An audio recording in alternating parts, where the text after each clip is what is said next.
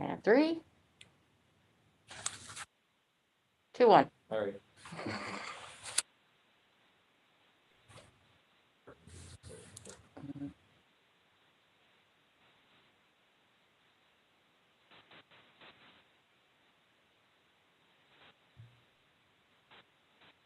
So I'd like to call the meeting to order. Can everyone hear me okay? Mm-hmm. All right. Yep. So if we can all please stand and recite the Pledge of Allegiance. I pledge allegiance To the To the flag flag of the of the United United States States of of America, America, to to the the republic republic for which it for which it stands, stands, one one nation, nation, under under God, God, indivisible. indivisible, with with liberty and justice for all. for all. Thank you. And then Lana, if you'd call roll call, please. Sir. Tim Dean, Here. Bruce Angell, Here. Jan Berg, Here. Yvonne Van Arnhem, Here. Mike Thomas, Here, all present. Thank you. And before we vote on an approval of the agenda, I'd like to make one change on it. At the heading says we have an Arlington Planning Commission workshop, and today is a Arlington Planning Commission meeting. So just one correction on that, please. And with that correction, the chair asks for a motion to approve the agenda. A motion to move the agenda with the correction. Second. All in favor? Aye. Any opposed? Perfect. So we will then move on with our agenda. So it looks like the first thing on our agenda today is continued business. And the first item would be our final draft of the housing action plan. It looks like you have it queued up, ready for us to review. Thank you, Mr. Chairman. So I just want to reiterate tonight, we are gathering comments on the draft housing action plan. I just want to make sure and solicit tonight for any comments that Planning Commission may have regarding the plan.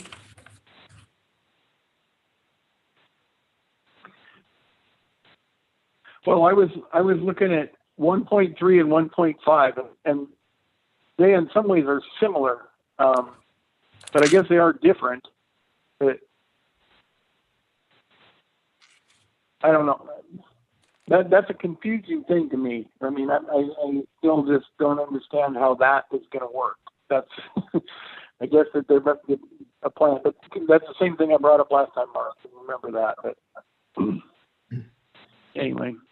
Yeah, and like I said, it is a complicated tool. The one thing about it though is that there are action items in here that we can put into effect immediately, Mike, and work to refine these others. We just want to make sure we could identify them moving forward with our action plan. Yes. And, you know, and we'll have those conversations as we move forward with this and try to get implementation of all the action items in. So those may get tweaked a little along the way, but we definitely just wanted to be able to get them identified and out there for public review. So definitely appreciate the comment coming back from you on that. Anyone else have any more comments or questions? I did. I guess on 2.4, the expanded tenant protections. I'm in favor of the idea. I just want to be cognizant. It seems like, at least in my neighborhood, there is a lot of tenants which, for various reasons, people can't afford to purchase a home, but they're able to have a decent home. So I don't want to make it just end up being a barrier for landlords, to make it too hard make it more harder for them, I guess, so that they aren't as willing to have a rental, if that makes sense. Right.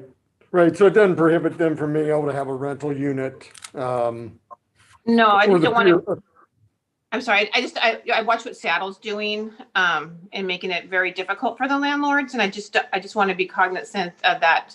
It's a balance. Right, Because we don't want to deter rentals, because that is a good way for people to, it's not ownership, but to have a shelter.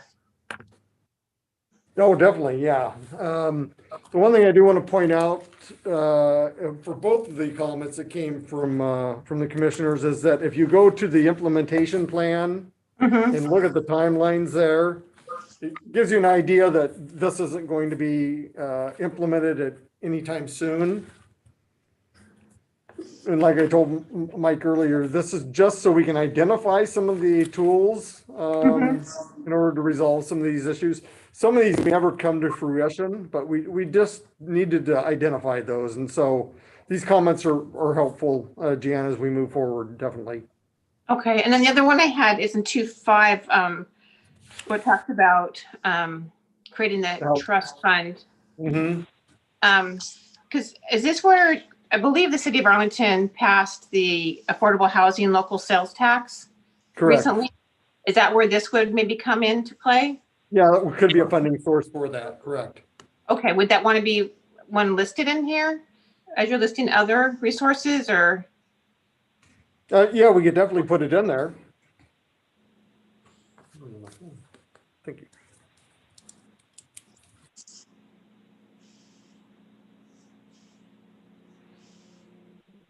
And then I guess the last comment I had was attached to this is the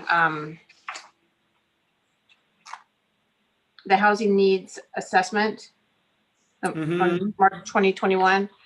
And way back in page 43 under GH-7, it talks about the Planning Commission should review state and federal housing programs and make recommendations to the city council regarding future grant applications.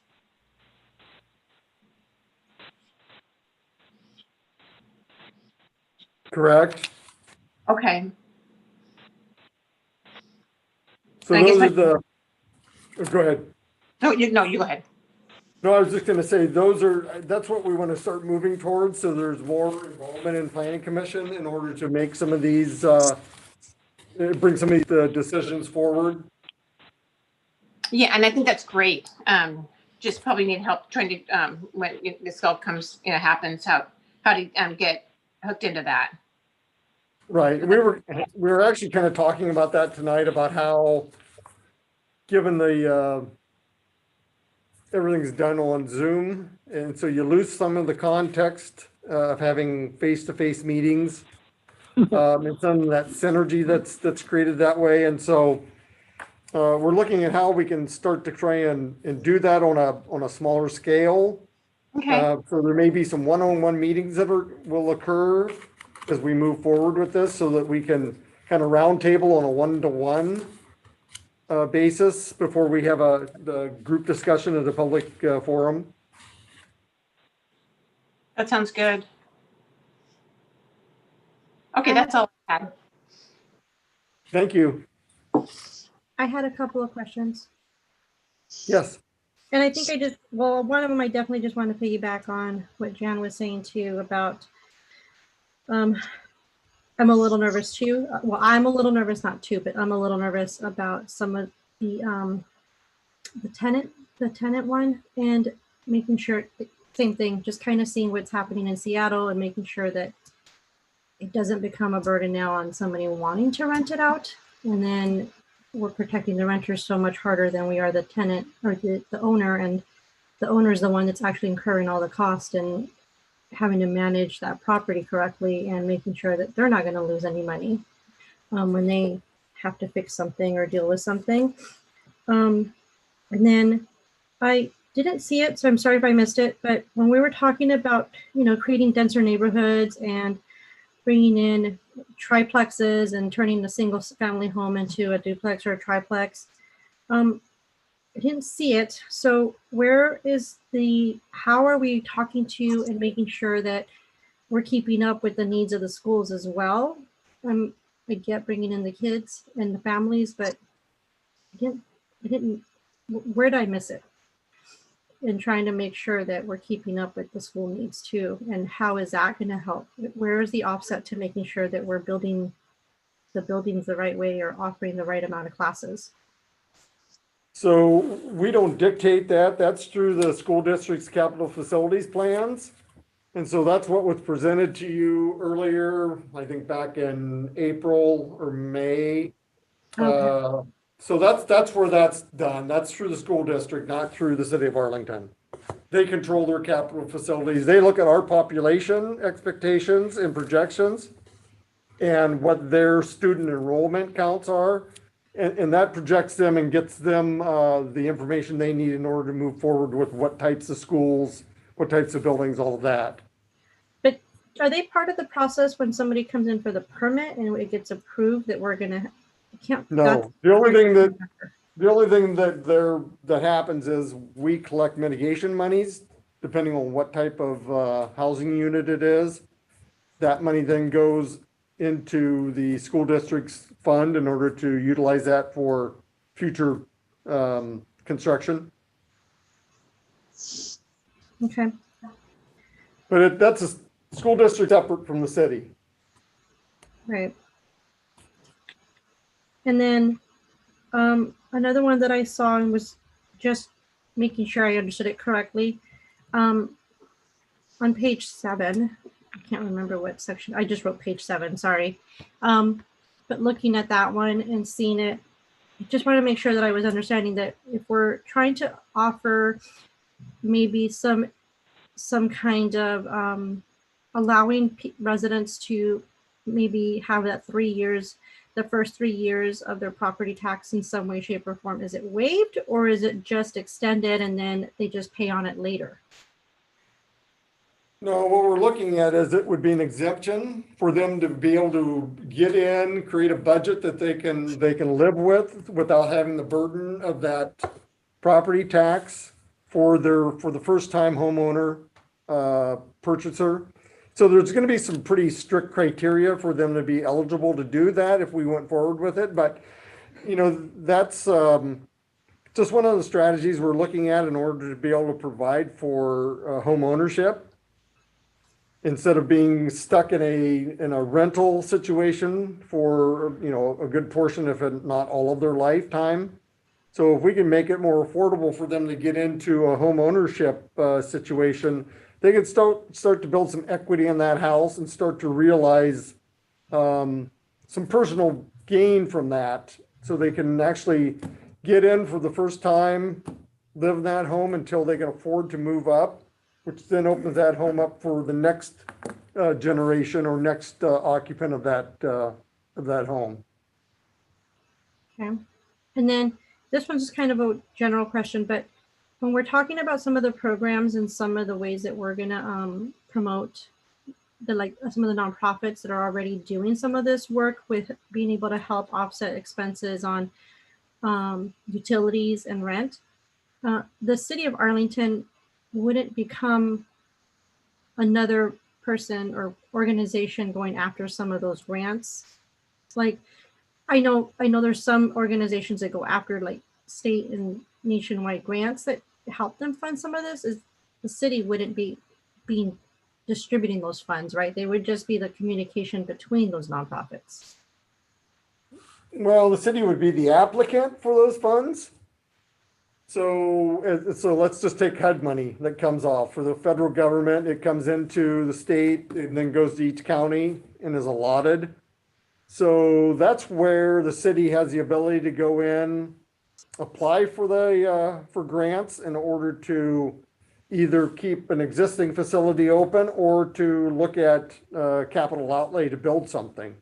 So yes, we would be involved in the application and grant process. And We don't distribute the money. We don't have that ability. That's through the county. And that's kind of like what we have down in Smoky Point, right? With that nonprofit being able to help. They actually are distributing some of that money to the residents. Okay.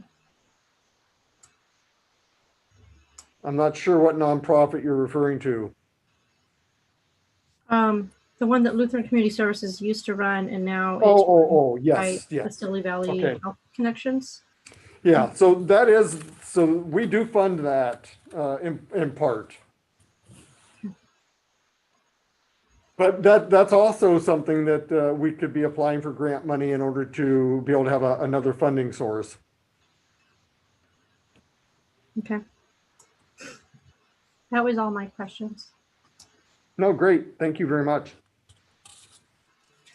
So any further questions or comments? So are we taking an action on this today, Mark, or are we going to move on to item number 2? I just wanted to let you have the opportunity to provide comments at this point because we are going to start drafting the final. This is at Commerce being reviewed right now. We'll have a public hearing on this coming up. And so at that point in time, I'll come back to Planning Commission with this for a recommendation to move it forward prior to the public hearing. All right. Thank you very much. That being said, was there any more questions or comments after what Mark just said? Perfect. All right, then we will move on to item number 2, which is going to be the draft of the planned action environmental impact statement.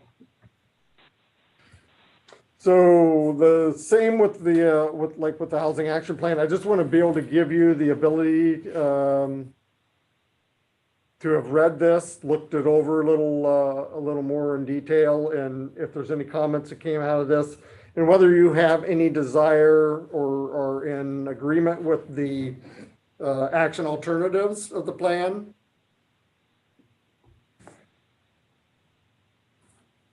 Let's go to chapter 2.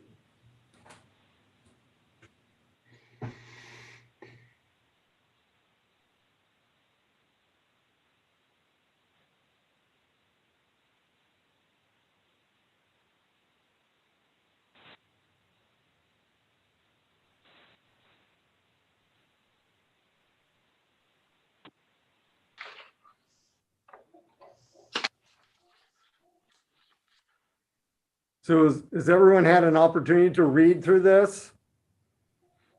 Read through most of it, but When I went through it, I understood almost all of it until I got to more of the scientific stuff towards the end, and that was, I kind of backed away from it at that point.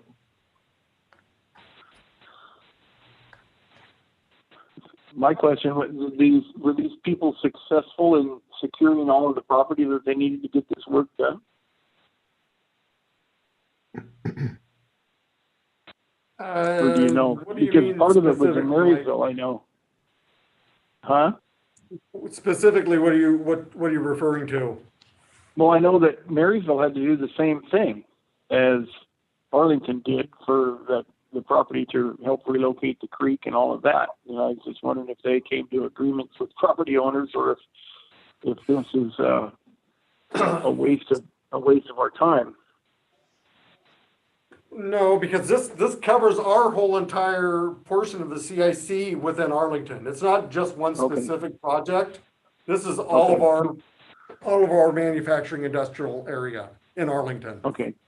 Well, the only reason I was thinking that is because it specifically calls out some of in the high growth trend sector, that calls out including the relocation of the creeks, and Right, like because that, so. Yeah, and the reason we put that in here is because that was very important to us moving forward with any project on that property, simply because of the way that the stream bifurcated the property. And so we wanted to make sure that anything that occurred with that property would include the stream relocation and enhancement of that stream corridor. So that's why we included that, just so if this developer hadn't come along and offered to do that with the EIS and the planned action in place, we could go back to that saying, nope, here's what you're going to have to do on this property to develop it.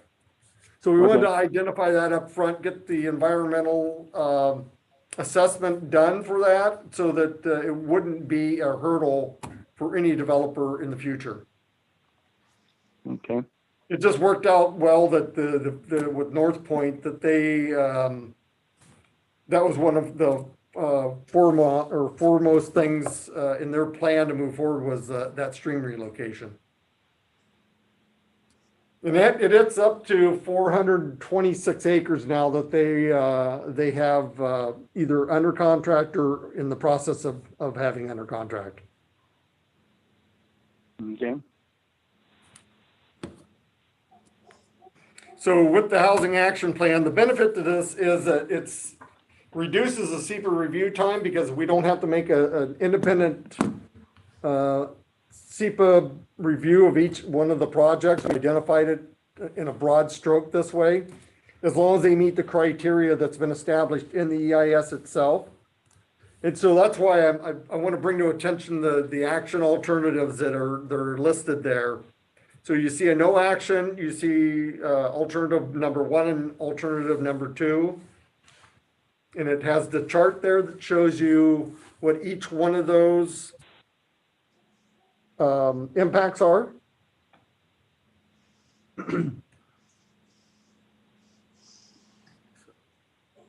Right, Yeah, that should have been it. That's it. It's this one. So anyways, those are the 3 things that you really need to pay attention to. So, you know, the preference is to use action alternative number 1 because it addresses our portion of the CIC more holistically. It addresses the job creation. It addresses our population absorption also and workforce housing needs. And it also addresses the learning and training technology and centers that we'd like to be able to create. That's part of the issue with the creating the Center of Excellence on the airport that we discussed, which is coming up. So that is really the alternative that is in the best interest of all of those needs. I just want to make sure everybody understood those three alternatives, and that if there was any questions, we could address it during the comment period.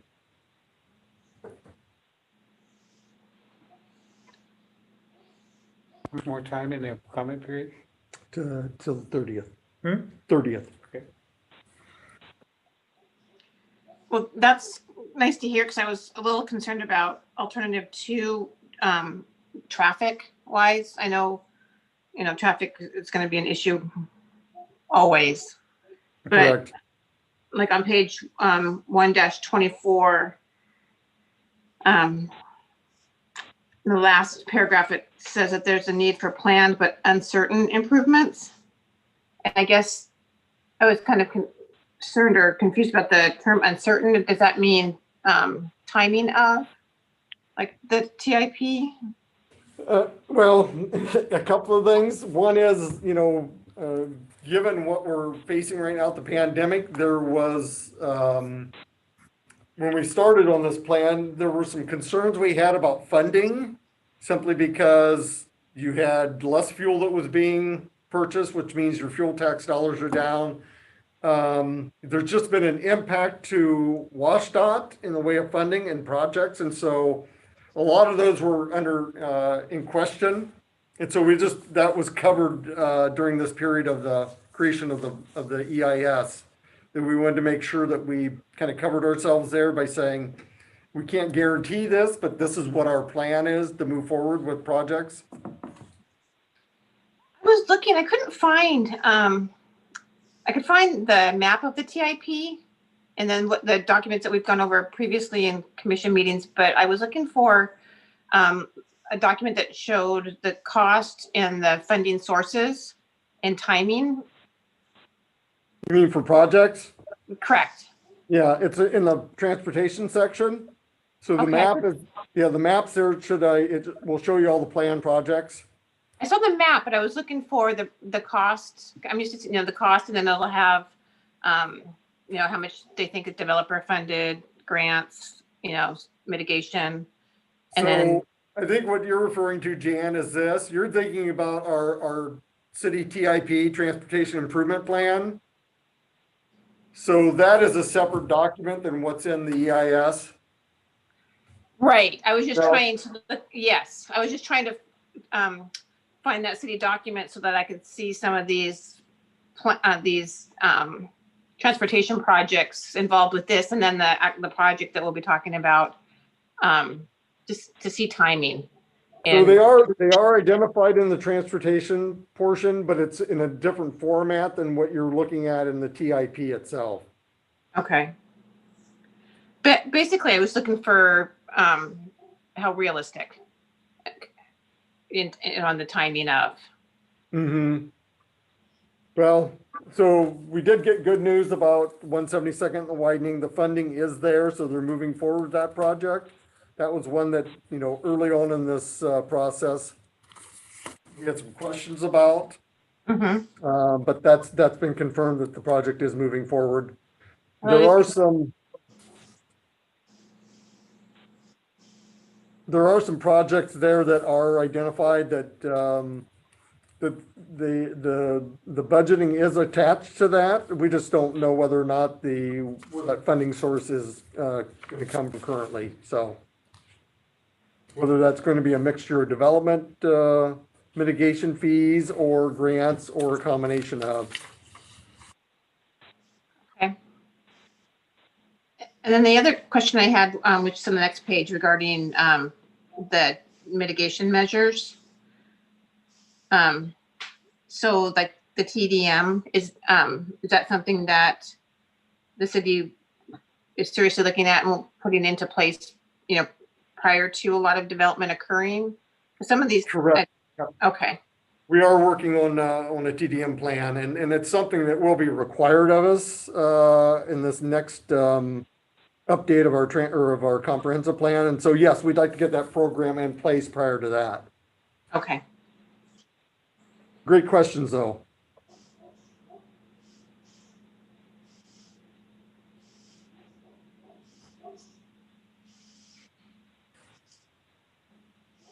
Any other questions or comments today?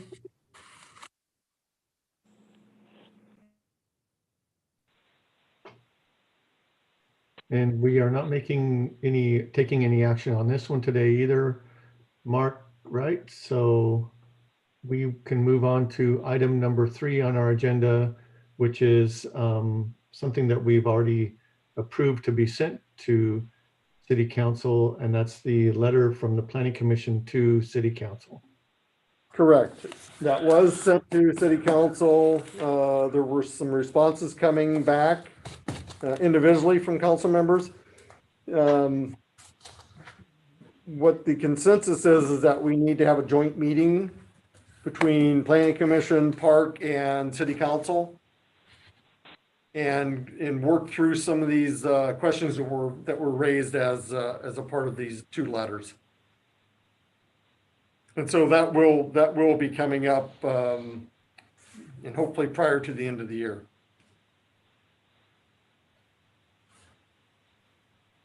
So anything further on that? Nope. Then we will move on to what I think is my favorite thing on the agenda this week, and that is the resolution for establishing a center of excellence within the airport business park.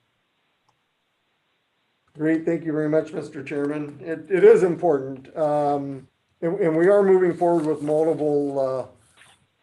multiple conversations with different entities at this point in time in order to get this established. And so I'll be taking the resolution to council here next month, just to give them a heads up as to, you know, here's what we're trying to create. We've discussed this before. It's just you know, being memorialized in the resolution, and so just want to get their input to it and approval of the resolution so we can move forward with some more concrete plans here. So we see this as being a huge benefit to the CIC, and it's just a very important item to get moving forward. Perfect. Does anybody have any questions about what this is or how it works or how it plays out?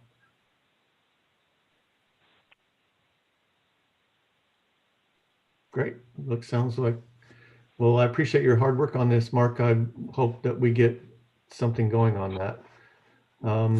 Guess at this point, we will move on to, Mr. Chairman, yes, I sir. have one last item here on continued business, Okay, and it's not on your,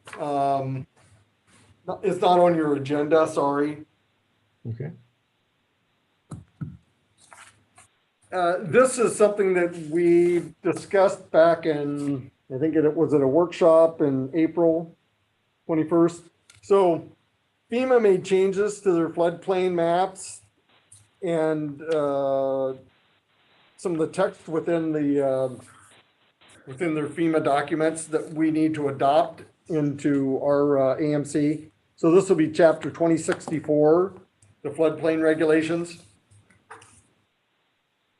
At that point in time, when I brought it to you in April, we had to get it adopted prior to June in order to be compliant and stay under the insurance firm, insurance for floodplains.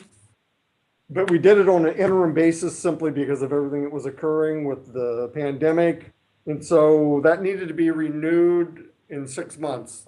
So November is the expiration date for that interim adoption of the regulations and the revisions. So I just am giving you this as a heads up.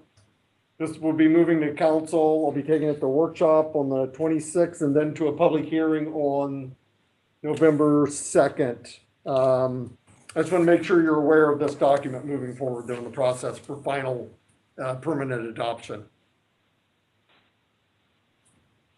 And if you're interested in, the information was on the, I believe it was the April 21st workshop. So it is available online if you want to look at it. If you need to have a copy of it, I can certainly supply that for you.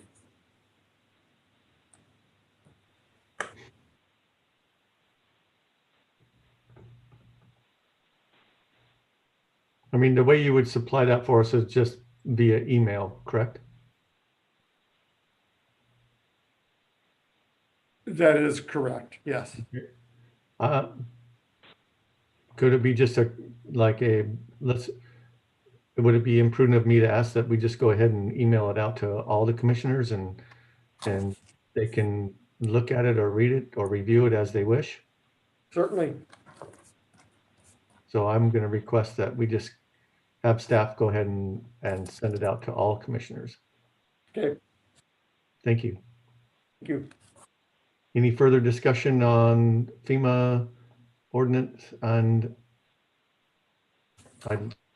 more information? I'm sure we'll be able to speak a little bit more about it. So our next item on the agenda, it would be Project Roxy, which is a discussion item number 5.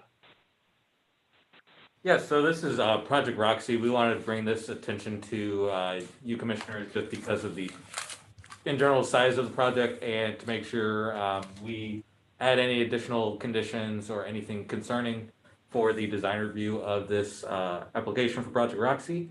The applicant, Panattoni Development, is proposing to construct a single 100-foot tall industrial building with related auxiliary structures consisting of approximately 2.82 million square feet on approximately 72 acres in the light industrial zone. The use of the facility, a distribution center, is permitted in the light industrial zone, and the project site falls within the CIC. The applicant project is anticipated to create over 1,000 new jobs consistent with the CIC sub-area plan. Based off of the application that was submitted on September 30th, 2020, I have provided these conditions. Buildings should not orient large areas of blank walls to the street, and the building shall be designed and articulated with the windows and other architectural elements, incorporating artwork on the wall surface or incorporating some kind of decorative tile or masonry of variety of materials or patterns to help break up the blank walls, provide indirect light to the sidewalks below, provide pedestrian scale lighting. Exterior lighting shall be an integral part of the architecture, provide clear entries from the street and not just from adjacent parking areas.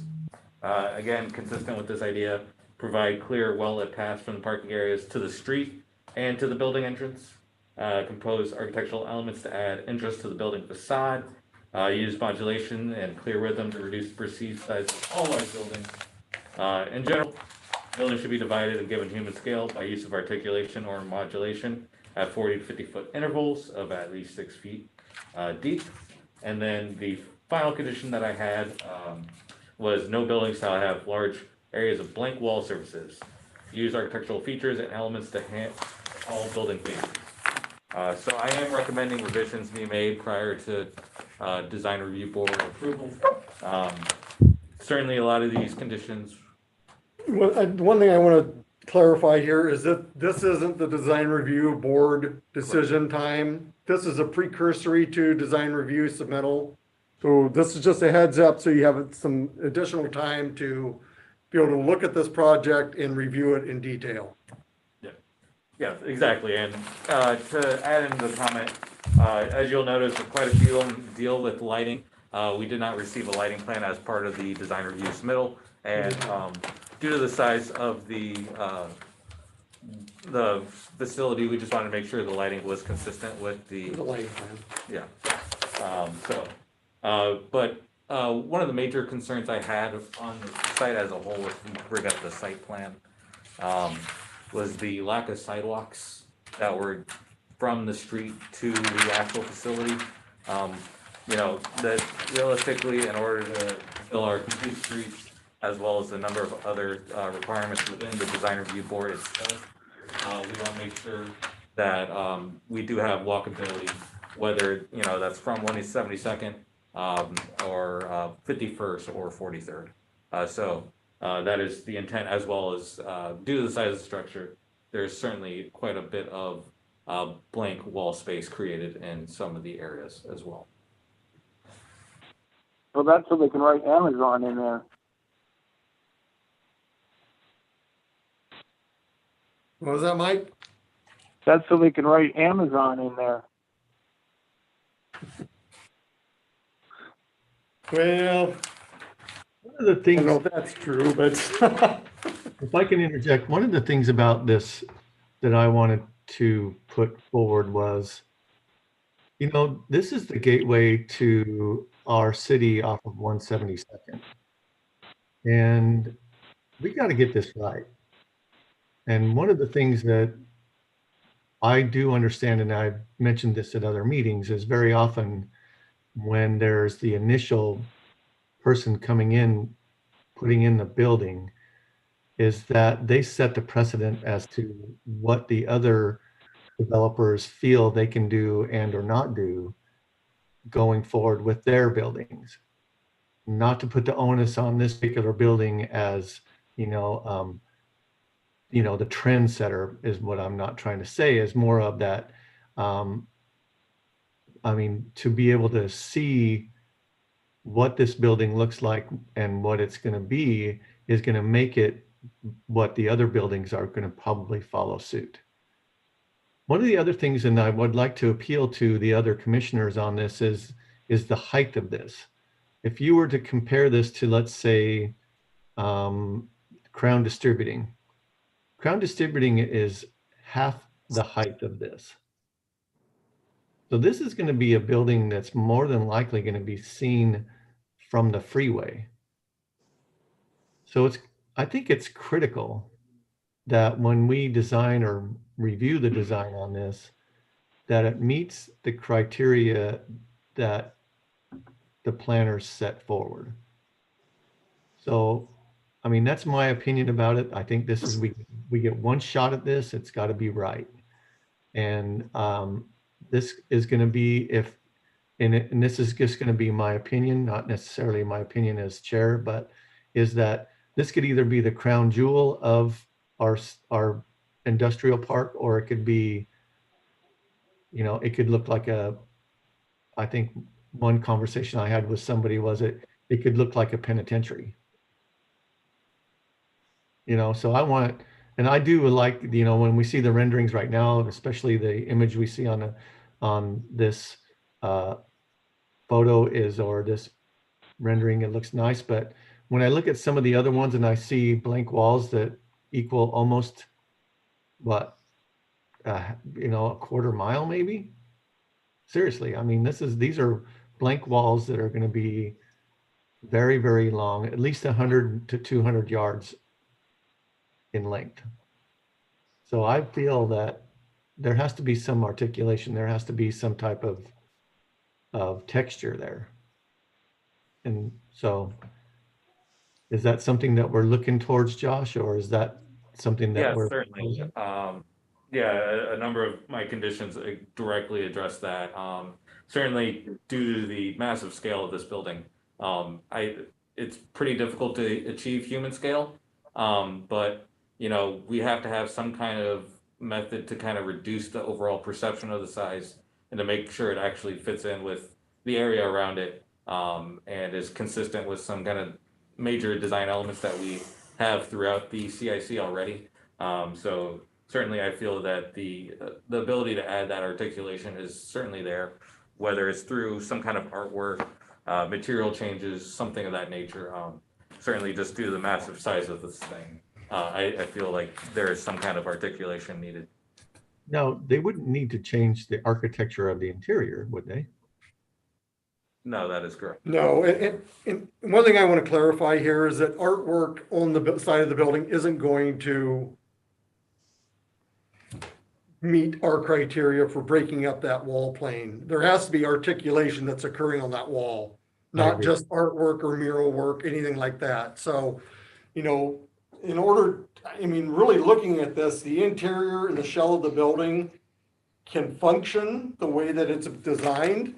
They just need to be adding articulation onto the exterior of these walls in order to meet that criteria.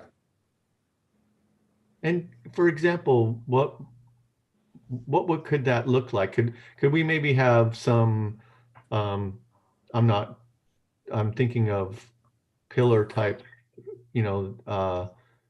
something with the maybe, like faux columns. If you did faux columns to break up that and have that modulation. Could we maybe put a little glazing in it or something? You definitely could have fenestration in the columns. And then if that, to make it look kind of cool at night, maybe we could throw a little light behind there or something like that. And, if these columns could have 1 or 2 or maybe 3 windows in it and have lighting behind it so that at night it would look pretty neat when you drive by. Correct. Yeah. And you brought up a point, Mr. Chairman, is the interior of the building does not have to change. So it's not like they're projecting out structural elements out of the building shell itself. This would all be, exterior application. So that shell would work. They just need to be able to put on, architectural elements in order to meet our code. Right on. That's my feeling so far. Anybody else have any question, any comments? Well, I remember we worked on the 172nd corridor for a long time, and I thought that we were going to have the building set closer to 172nd instead of back like that and have more of the parking in behind. You are correct, and I'm glad you brought that up because that's something that we looked at early on with the project. And so I don't know if we have an art or a landscape plan here or not. So, but then again, the 100 feet is like, oh my gosh. So see the landscaping plan. I don't know if we had the detail showing the elevation of it, but the landscaping plan, because this facility cannot function because of the truck traffic where the truck bays are, and to be able to be able to park all of the employee parking vehicles here, that they have to have the parking out in front. So what they have done is they've come back and they've proposed a 5-foot high landscape berm.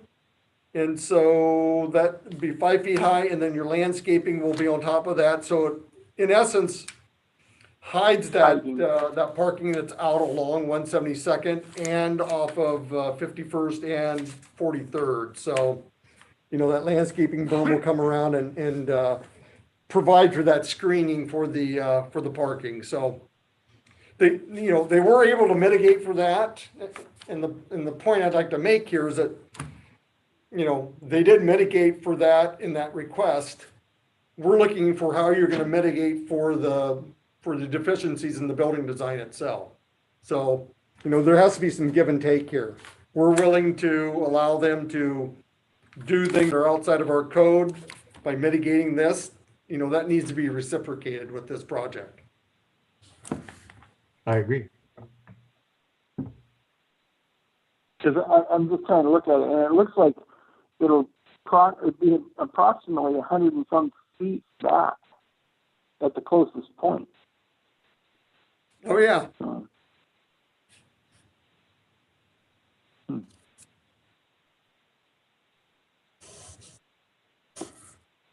So, Mr. Chairman, I'd like to make a couple comments. One is that I agree with you that this building is at the entrance to our city and it is massive. I don't think there's a larger building north of the Boeing plant. So its effect is going to be tremendous along 172nd. We have in the past made some errors in looking at larger buildings, and I think I agree with you, we have to be careful with this one. And the city's already made some concessions in terms of the parking. Going to Mike's point, the building is big enough, I think, that it will feel like it's on the street, even though it is 100 feet back. The parking itself, which again is suburban form and we're trying to avoid that, will largely be obscured by a 5-foot berm with landscaping. But there's, as Mark said, there's got to be some adjustment to the impact of the front of the building itself, to somehow bring some kind of human scale. And articulation and modulation is an attempt to do that, because we're still in the CIC pushing for a walkable community, because this is right in the middle of our city. So I agree with the chairman that we absolutely need to look at doing something with what amount to enormous blank walls. That's it.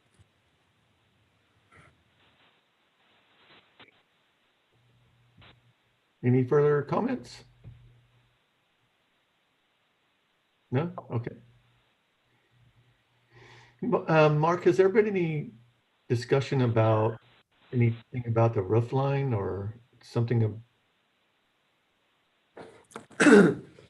No, I mean, it was made clear to them that there needed to be both vertical and horizontal modulation of the building itself. And so, looking at this roof line and the parapet there, if you were creating these faux columns up along the face of the building, along that wall plane, you could project that faux column above that parapet height. So you do get your modulation occurring, your vertical modulation occurring at the cap of the building there. So It's sort of like what SmartCap is doing, only extending that vertical element beyond the roof line. correct. Yeah. Yeah. That would also tie into the SmartCap building across the street. Right. Yeah. Only, Kind of. 4 times the height. Yeah. Yeah. On a scale of 50 to 1. Well, that was all the questions or comments I had. Any other questions or comments today? And anything further that you need to say, Mark or staff? No, they'll be submitting for design review here, I would imagine in the next 2 weeks. I just wanted to make sure that you had ample opportunity to move forward here, and that they had an idea of what we've been trying to stress to them about this building design in moving it forward through this process, because you know, this is very important to us. This is the largest building that any of us will ever be involved in as a single project. And so definitely we want to make sure that this is something that we can be proud of as a gateway into the CIC and to the Arlington community. So it's pretty important that we all come together with an agreement on this. I'm with you. So with no further questions or comments, Lana, did we have anybody available or sitting by waiting for public comment? No, sir. No? Okay. Well, if that is the case, then the chair requests a motion for adjournment. Move to adjourn? Second. All in favor? Aye. Thank you, everyone. Hope you have a good evening. Thank you, everyone. Thank you.